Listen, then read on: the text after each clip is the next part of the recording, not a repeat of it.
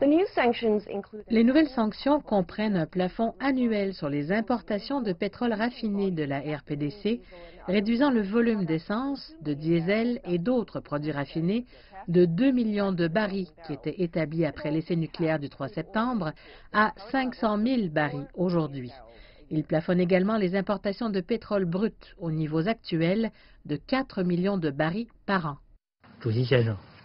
Monsieur le Président, la résolution adoptée aujourd'hui par le Conseil reflète la position unanime de la communauté internationale en s'opposant au développement des capacités de missiles nucléaires et balistiques de la RPDC et fidèle au maintien du régime international de non-prolifération nucléaire. La Chine a appelé la RPDC à prendre au sérieux les demandes du Conseil de sécurité et à s'abstenir de mener de nouveaux essais nucléaires et de missiles. La résolution étend l'interdiction aux exportations restantes de la RPDC, y compris la nourriture, les produits agricoles et le minerai, afin de paralyser le financement par Pyongyang de ses programmes de missiles nucléaires.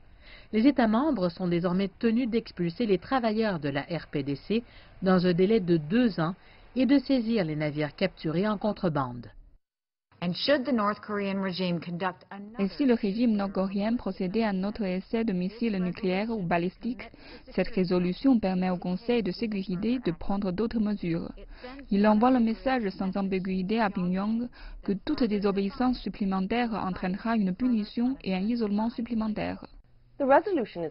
Cette résolution est le résultat de négociations entre les États-Unis et la Chine et répond à l'essai de la RPDC d'un missile balistique intercontinental à la fin du mois de novembre qui, selon les experts, pourrait atteindre la partie continentale des États-Unis.